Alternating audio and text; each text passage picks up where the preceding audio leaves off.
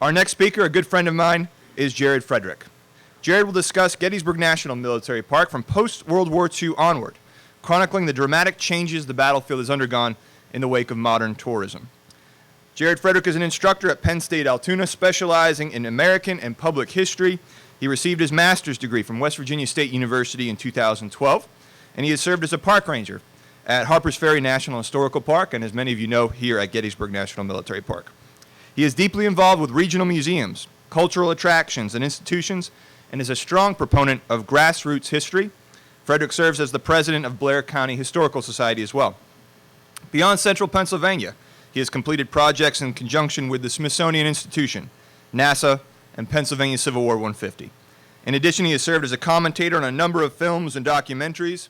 In his most recent book, Images of Modern America, Gettysburg National Military Park, he uses his years of experience as a Gettysburg Park Ranger to interpret the last 6 decades of preservation, education, and commemoration at America's most visited battlefield. Please join me in welcoming back to Gettysburg National Military Park, Ranger Jared Frederick.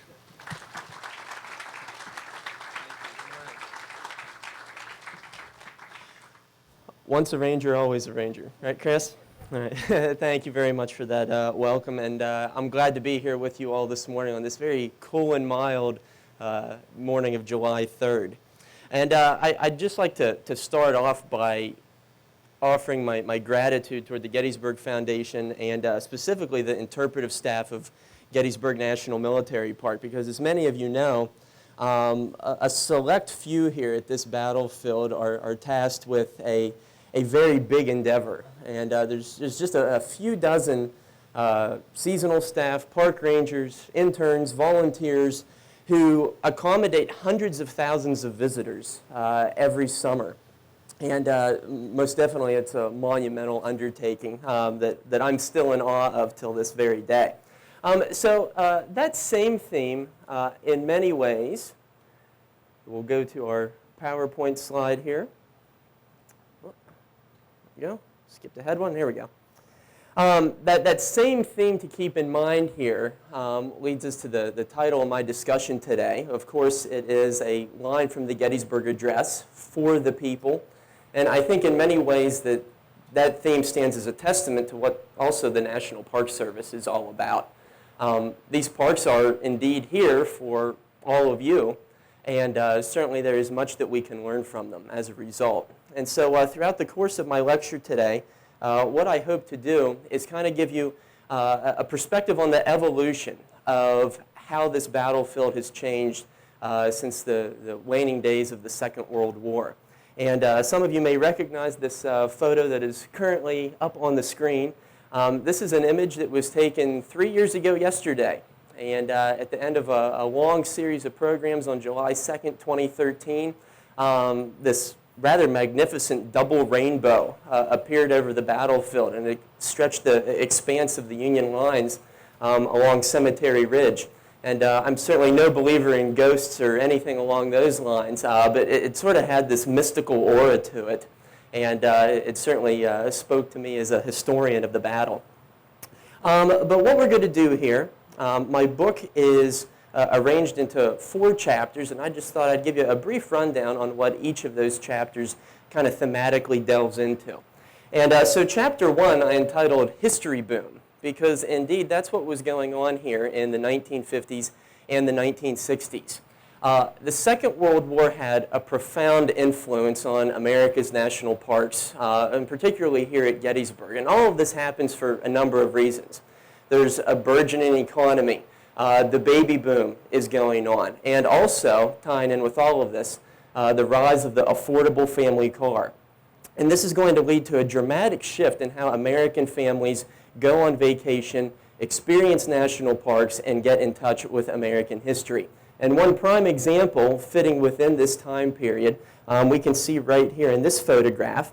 It was part of a special program called Lincoln Comes to Gettysburg. It took place in the fall of 1952, and the Western Maryland Railroad was celebrating its centennial, and they recreated Lincoln's train journey to Gettysburg, ultimately culminating in a recreation of the Gettysburg Address. Not fully accurate, but nonetheless within the grounds of the National Cemetery.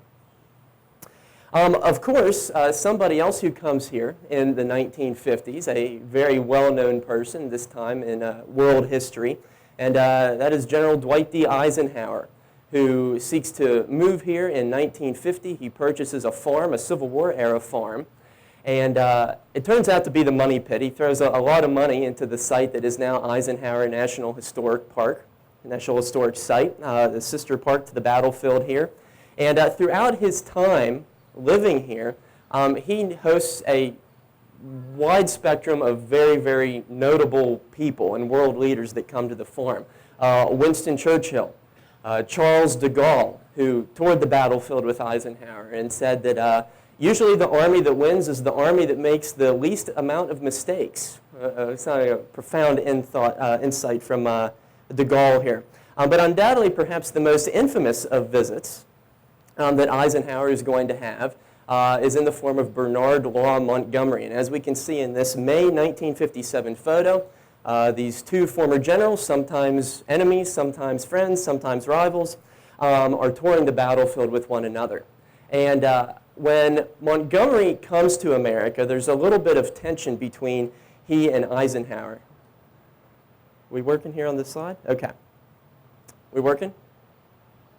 Okay. There's a little bit of tension between he and Eisenhower.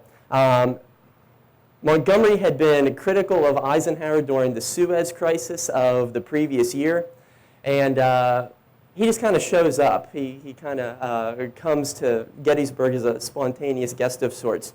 And, but nonetheless, Eisenhower, being the good host, takes him on a battlefield tour and gets in a little bit of trouble. It's not there? Oh, okay. Oh. There we go. Okay, my apologies on that. Okay. Okay. All right. And so what we have here, Montgomery gets a little bit critical of how the Civil War battle played out. And he said that both Lee and Meade should have been sacked for their actions here at the battle. And this gets Eisenhower into a whole lot of trouble with the press.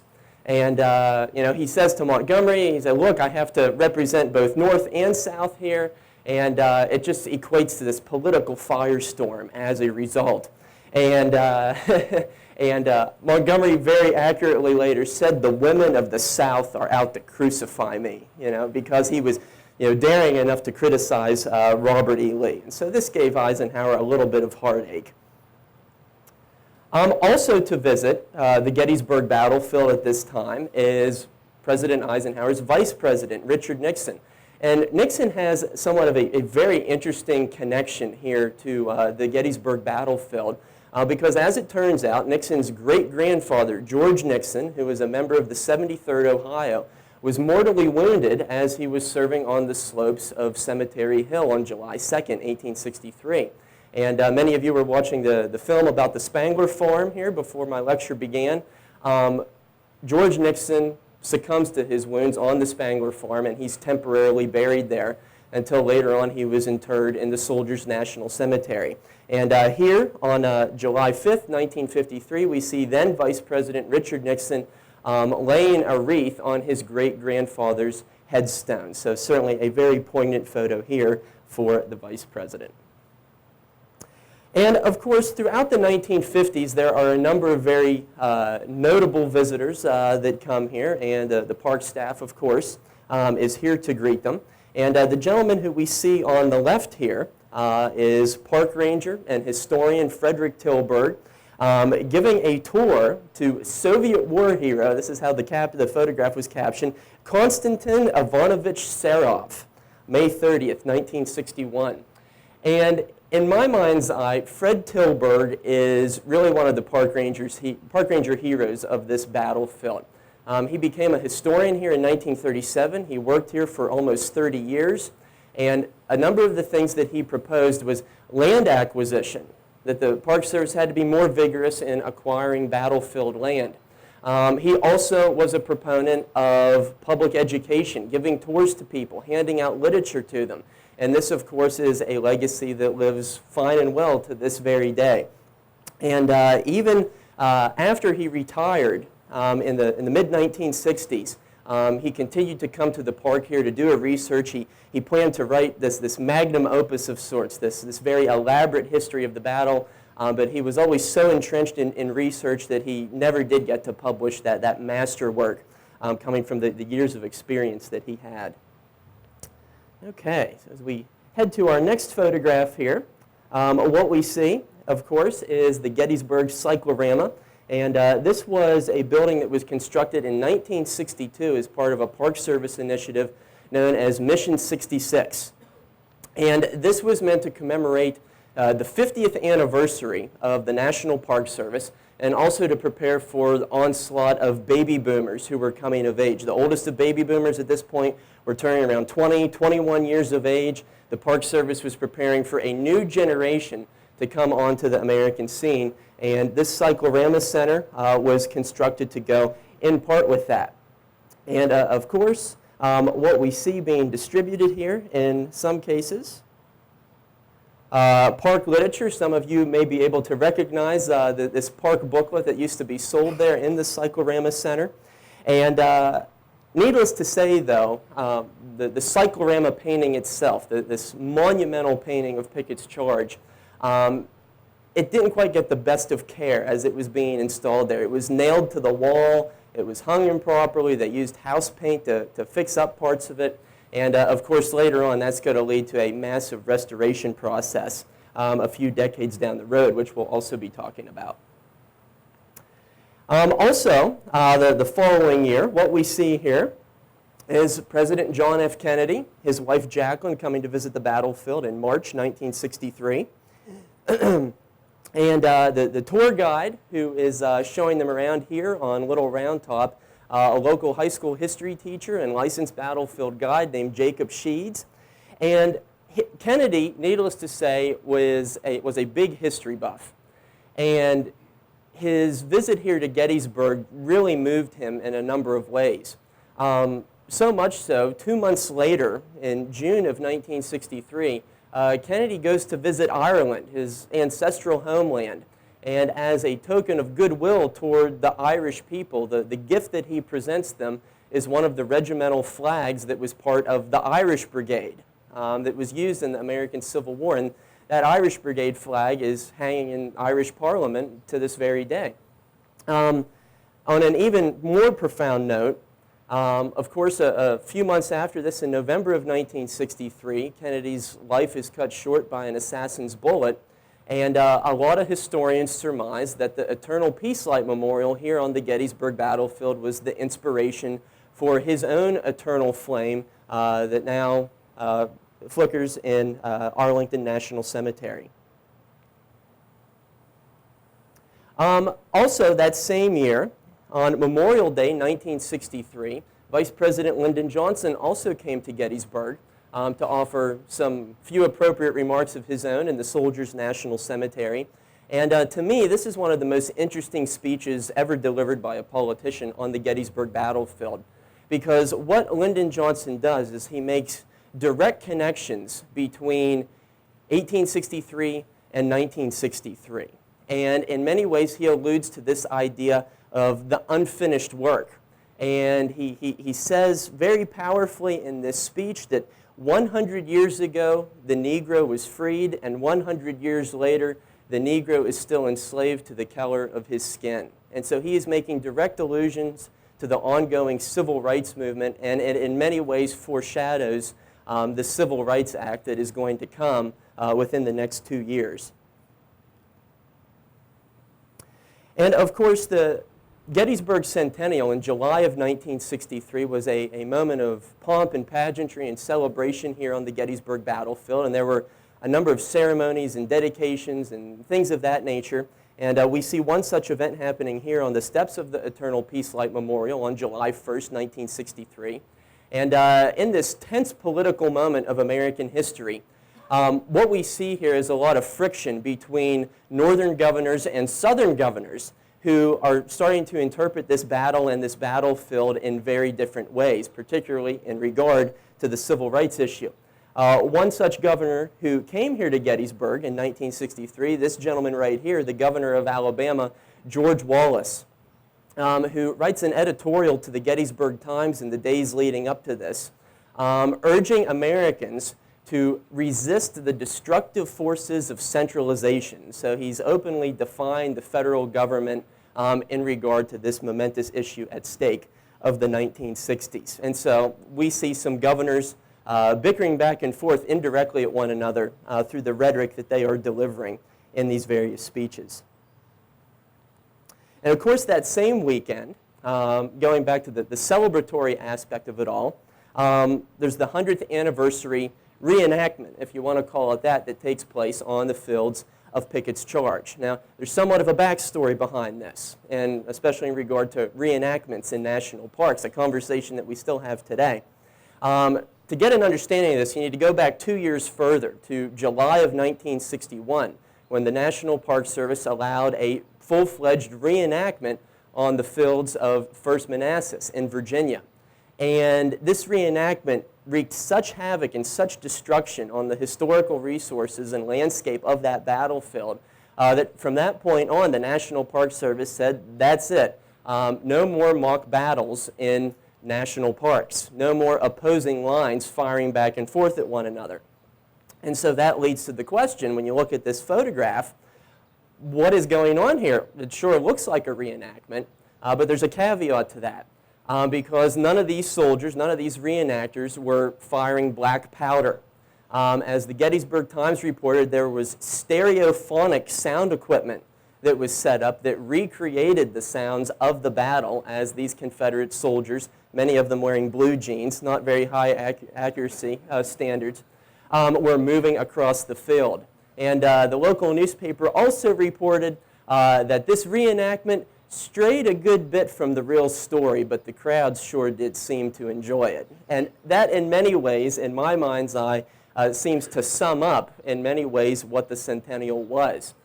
It sure did grab a lot of people's attention. It attracted a new generation to Civil War history, but you could also argue that it was very commercialized, that it was a missed opportunity to really delve into the historical complexities of the Civil War.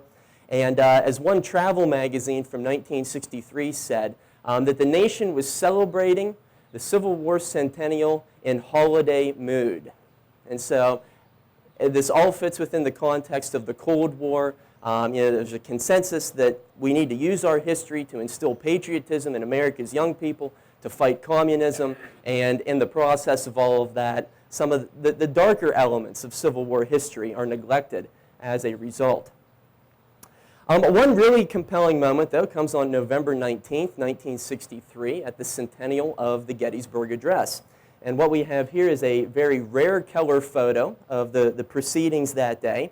And standing at the podium is Gettysburg's favorite adopted son, General Eisenhower, who delivered a very notable address of his own.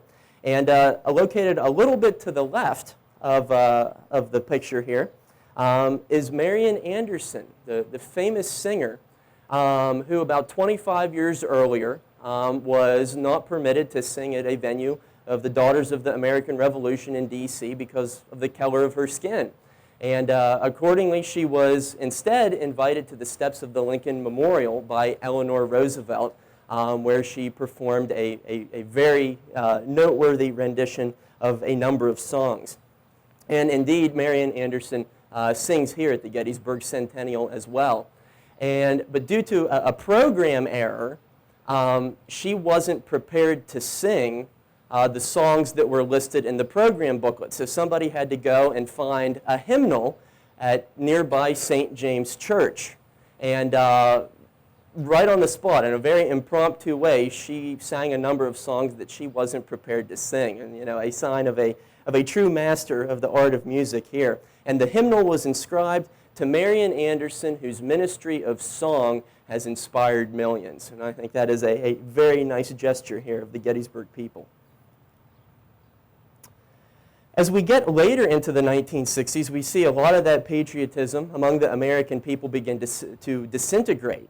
And we see the differing views about the ongoing Vietnam War playing out on the Gettysburg Battlefield as well, particularly at the Eternal Peace Light Memorial. And what we see here in October of 1969 is what was called Moratorium Day to End the War in Vietnam, where several hundred Gettysburg College students marched from their college up to Oak Hill, where the Peace Light is located. And these students are located just slightly out of frame of this picture, but we can see students playing music, holding a peace banner with a dove on it.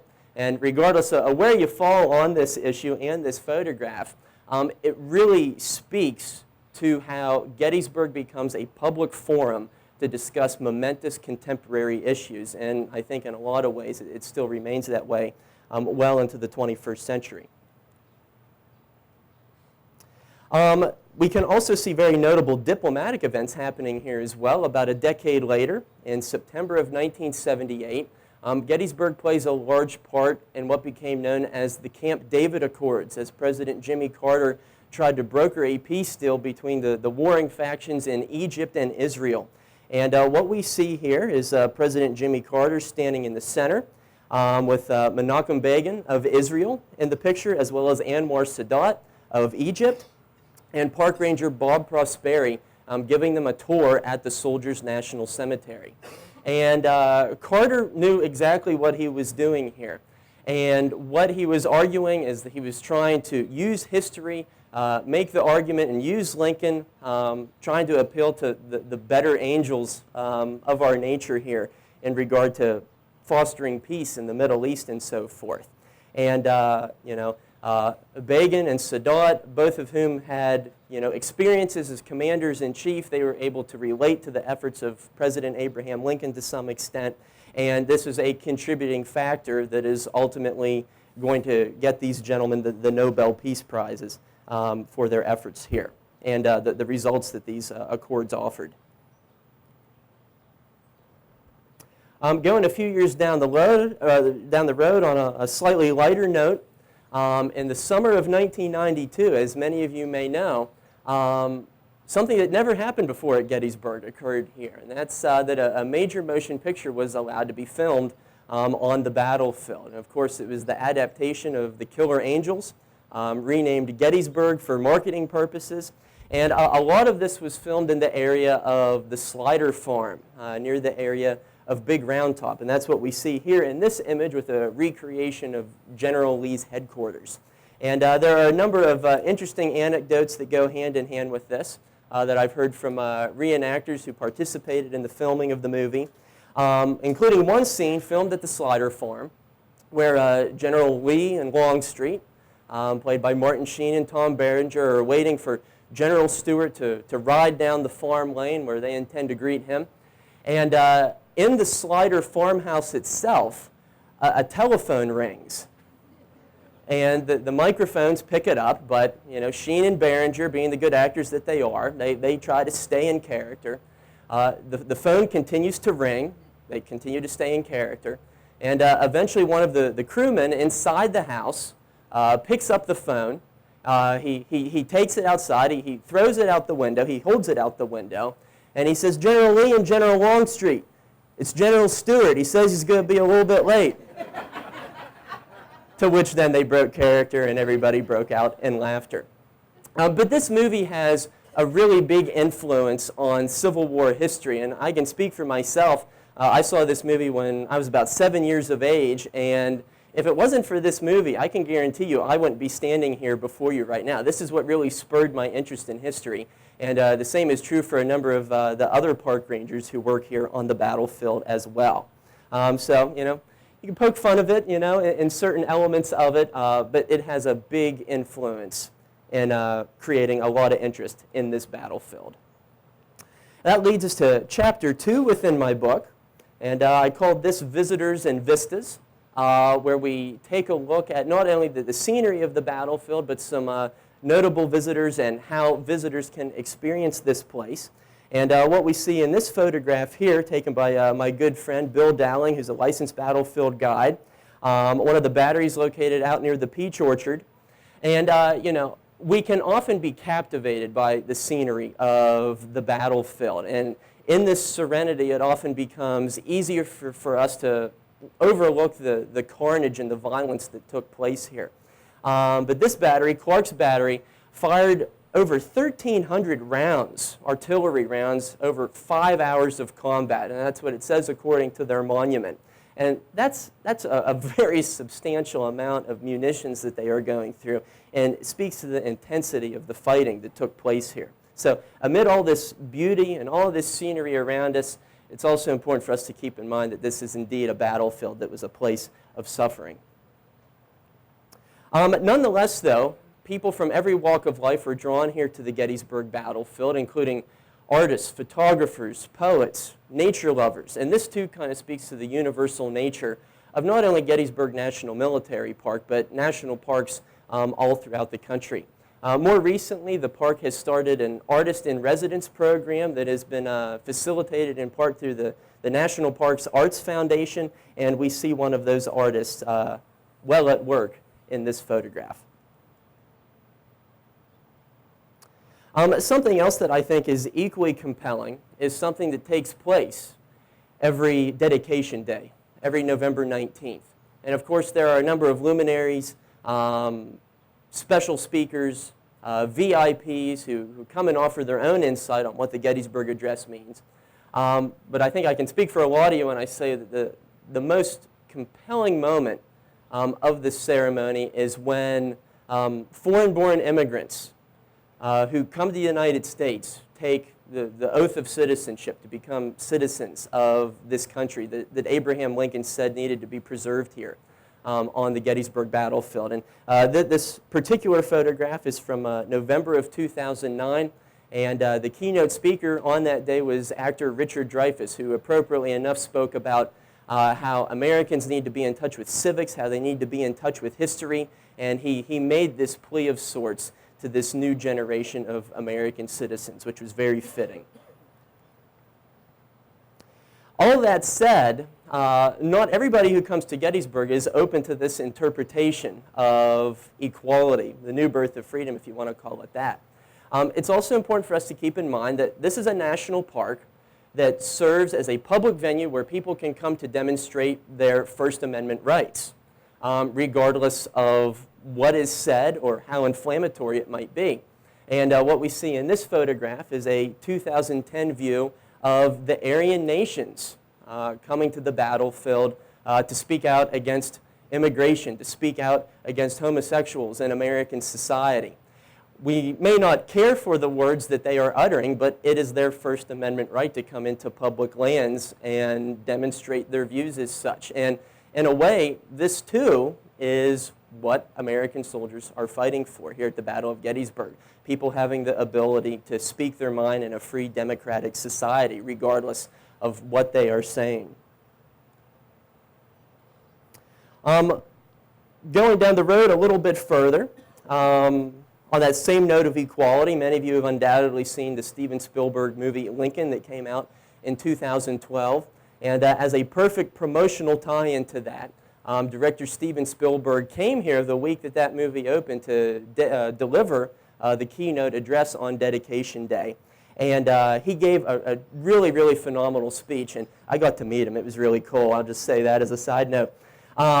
But one thing that he said in his speech that I think was quite revealing, he said, of all the places that I have been to, it is especially humbling to be here on the fields of Gettysburg, delivering an address. And for a director who has filmed in the Normandy National Cemetery, filmed movies in the concentration camps of Europe, I thought that was especially revealing that he said that Gettysburg was perhaps the most humbling place that he has ever delivered a speech. Simultaneous with all of this, though, throughout the 1990s, the 2000s, the 2010s, what we see on the part of visitors is a higher degree for authenticity, a desire for authenticity. People want to know, what does this battlefield look like? What did it look like in the year 1863? We want to see that replicated. And one of the first tasks undertaken as a part of this landscape restoration was the removal and the burying of these utility lines that stretched the length of the Emmitsburg Road. And we see here a view in circa 1992 along the Emmitsburg Road, and in partnership with various park partners, these utility lines are going to be buried to offer visitors that more authentic vista. And that is what leads us to chapter 3 of my book, and many of you will undoubtedly recognize this scene. And of course, this is the demolition of the National Tower that stood not too far away from where we now stand. And this was opened in 1974 by a local businessman named Thomas Ottenstein. And he had a rather grand vision for this tower. He wanted to call it the classroom in the sky.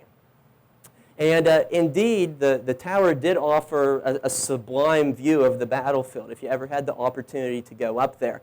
But at the same time, it looked like the Seattle Space Needle, and the consensus among historians was this just didn't blend in with the agrarian look that Gettysburg is associated with. And so we get into a historical preservation war. And in many ways, we continue to have this dialogue today. What is good for the history of the battlefield? What is good for the local tourism economy? And certainly this conversation was being had in the mid-1970s. But come the year 2000, through the process of eminent domain, the National Park Service acquires the tower at the price tag of $3 million. And on July 4th, in the year 2000, the tower is imploded, which we see here in the background photo on this slide.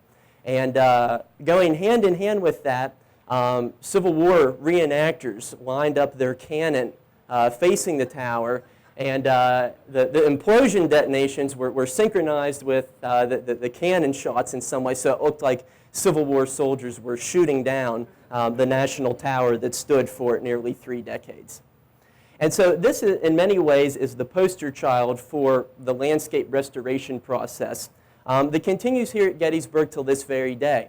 And this then and now photographic scenario here, I think, best summarizes what landscape restoration is all about.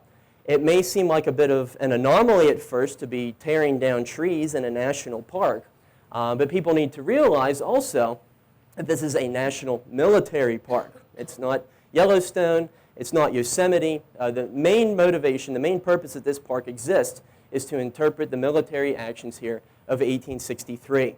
And for years, as visitors gazed out into the Kadori Trossel thicket that had been overgrown with trees and brush, it was nearly impossible for them to understand the actions of, say, the 1st Minnesota that lost a dreadful number of its men in an assault across that field on the evening of July 2nd. But through landscape restoration, through tree removal, that vista has been cleared, and we can now have a better understanding as visitors and historians of what these men of the 1st Minnesota endured. This isn't to say, though, that everybody is so caring of park resources. Vandalism has constantly been a problem at Gettysburg National Military Park, and one of the worst incidents occurred in February of 2006 when 3 different monuments were damaged, torn off their pedestal, and of course this cost tens of thousands of dollars to restore, to undertake, to fix up. And but luckily, through park resources, through the support of people like yourselves, these monuments have been restored to their former glory. And that also speaks to the building that we are at right now, Gettysburg National Military Park Museum and Visitors Center. And this building has an interesting history in its own right. And in many ways, it marks a unique beginning, or the dawning of an interesting public-private dynamic between the National Park Service and the Gettysburg Foundation. And so largely through private funds, a little bit of mixture of government funds, this building behind me, construction began in 2006. It opened in 2008. And as you can notice, as you walk down the trails as you're marching toward it, it looks a lot different than the previous visitor centers that were here. It has a rural look. It looks like a round barn. It is not on a significant piece of the battlefield where heavy combat took place. And all of these things are intentional, once again, in the name of landscape restoration. And so what we see here on this slide the initial artist rendering of what this building was to look like, and then the lower photograph, the construction that was taking place throughout 2007 in that lower image.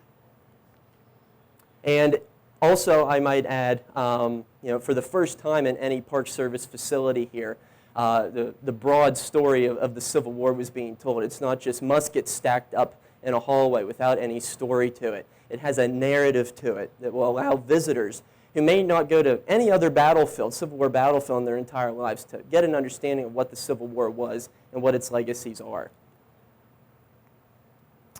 Of course, with the construction of this building, we also see the demolition of two other visitor centers, including the former Gettysburg National Museum, owned by the Rosenstiel family, constructed in the year 1921.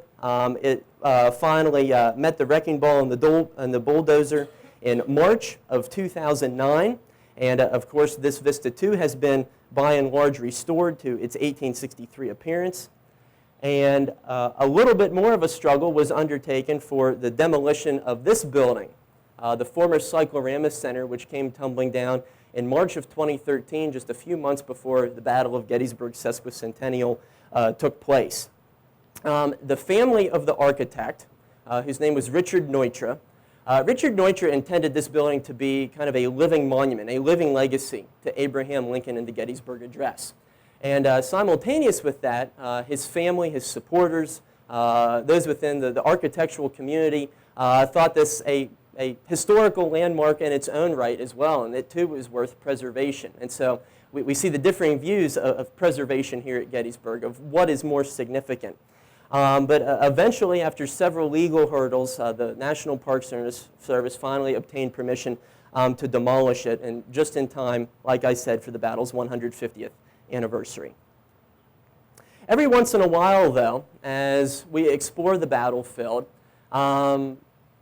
pure accidents yield sometimes really fascinating results. And one such episode happened in August of 2011. A heavy rainstorm came onto the battlefield, knocked down a number of trees on Culp's Hill, and when the park maintenance staff were cutting up these trees, their chainsaws got caught on a few things within these tree trunks. And as it turned out, they found Civil War bullets within these large tree trunks. And we see maintenance worker Bob Jones here on Culp's Hill. The portions of these trunks were cut. They were brought to the collections here at Gettysburg National Military Park, and those are now in the collection here among many other artifacts. And so finally, as we get closer to the modern era here, a chapter that many of you will be able to relate to. I suspect many of you here were a short 3 years ago for the sesquicentennial of the Battle of Gettysburg. And this was a truly monumental and moving event that was worth experiencing. And this photograph right here, I think, in many ways speaks to the large scale of this anniversary. This is an image that was taken during a program that was called the Last March of the Iron Brigade, that was led by my good friends Scott Hartwig and Dan Welch. And there were reenactors portraying the Irish Brigade, that marched onto the battlefield, and there were over 1,000 people on this tour. So, just these massive numbers of people experiencing their park this very unique way, 150 years to the hour that these things were unfolding during the Battle of Gettysburg. And just a few additional photos to speak to the scale of this very noteworthy commemoration. We see Park Ranger Jim Fluke here, standing atop one of the boulders in Devil's Den. And the Park Service estimates that there were about 25,000 people visiting this park every day of the anniversary. And surprisingly, perhaps surprisingly, everything went really, really smoothly. The transportation, things weren't bottlenecked too badly. I think visitors came here with an expectation that they were going to have to wait for a long time in these really long lines, and the traffic was going to be horrible. And then they were pleasantly surprised to find out that that wasn't at all the case, and things ran relatively smoothly, considering the onslaught of people that were pouring in to this community.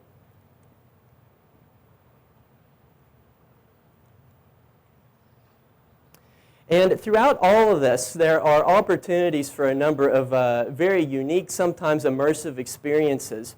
And many of you are familiar with Gary Edelman and Tim Smith, who give very popular tours of the battlefield together.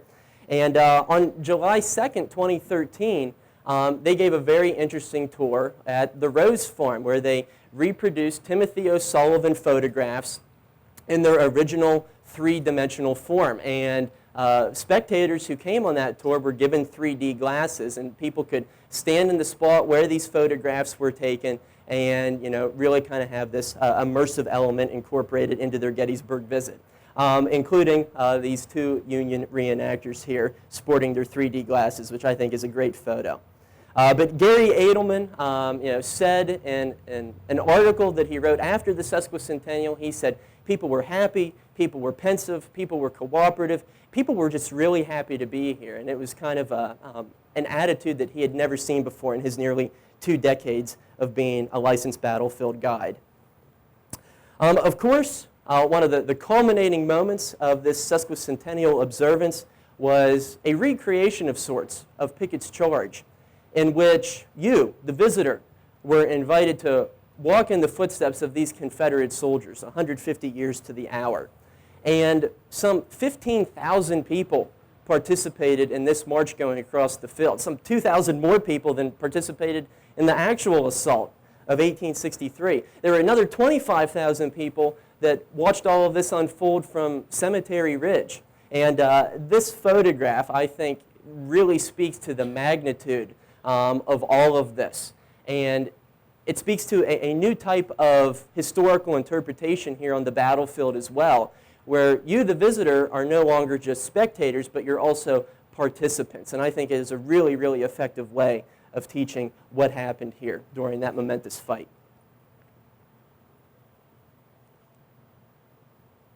A few months later, in September of 2013, the Congressional Medal of Honor Society held its reunion here. And part of this celebration occurred on the battlefield itself. Then Superintendent Bob Kirby waived the long-standing policy of prohibiting fireworks on the battlefield. And what we see here is one of the concluding celebratory moments of that ceremony, with fireworks and happening in the background behind the Pennsylvania Monument.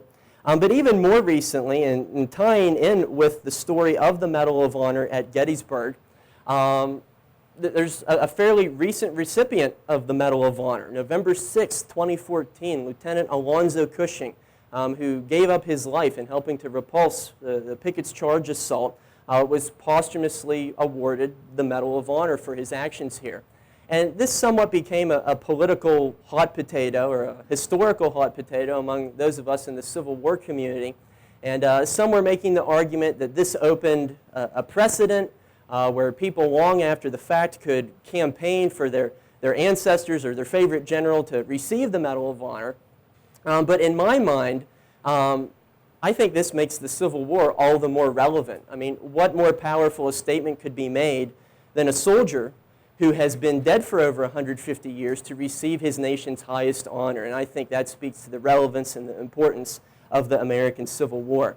And of course, you can see this Medal of Honor on display, the very one in this photograph, in the Visitors Center later today, if you so wish. Going hand in hand with various forms of public education, a week after the Congressional Medal of Honor Society convention took place here, Gettysburg was invaded again, not by soldiers, but by 3,000 Boy Scouts who were having a jamboree here on the fields of Gettysburg as well. And it was a really, really great time. The Boy Scouts themselves have a very rich tradition here at Gettysburg. Boy Scouts helped guide the Civil War veterans on various reunions that took place on this field. But their visit here also speaks to a larger initiative that the National Park Service is undertaking, trying to reach out to 4th and 5th graders and encouraging every kid in America to go visit a park while they are in school. Once a kid gets into 4th or 5th grade, these are the formative years where they start to be able to make sense of history and contextualize things and put A and B together and realize cause and effect. in regard to history. And so I can't underline enough the importance of getting young people to our national parks, and this initiative went hand in hand with that. And of course, we continue to debate, sometimes argue, discuss the legacies of the American Civil War to this very day. And no small part of that deals with this image right here, the Confederate flag. And this was especially so last summer in June following the Charleston church shootings, in which the Confederate battle flag played a component of that. And in a scenario that got a lot of national attention, Gettysburg National Military Park, as well as other national parks, pulled select pieces of Confederate merchandise from their bookstores in recognition of this tragic event that took place.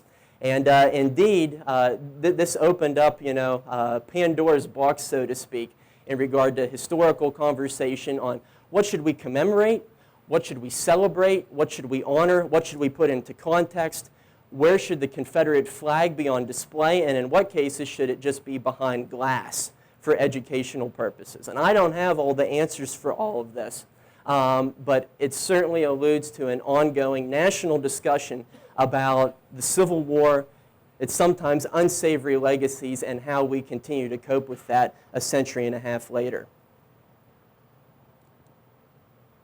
And so finally, what I'd like to conclude with today is the very thought that I began with, this idea of for the people.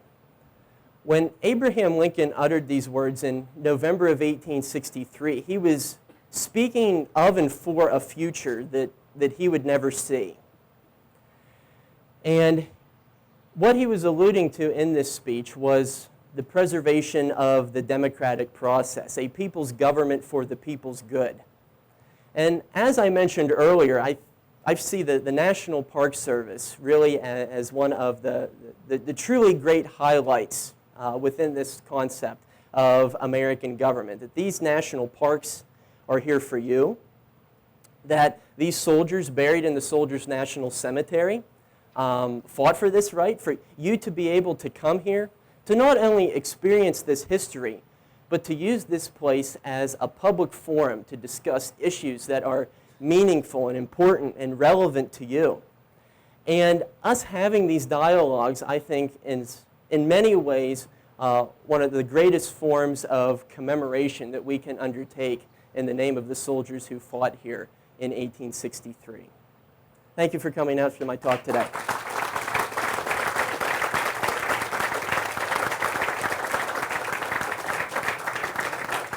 Okay. All right, and we have time for one question, you said.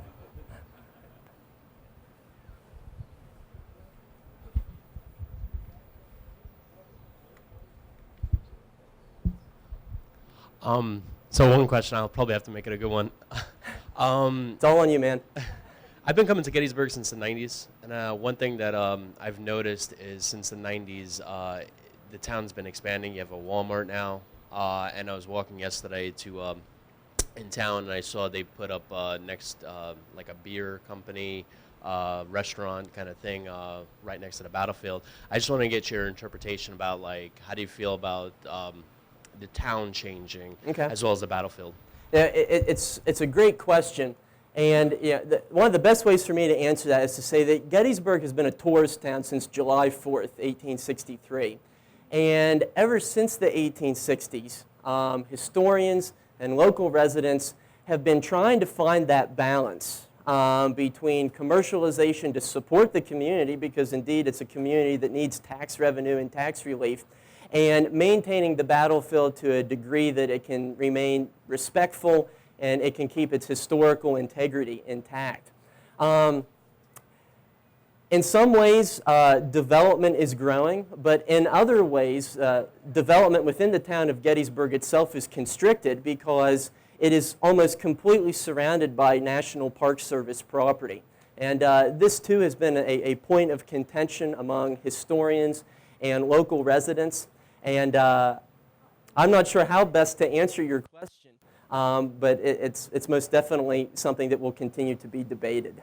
What is respectful, what is necessary for the local economy, and how can the two of them live together in harmony? I don't think we're ever going to have a perfect answer.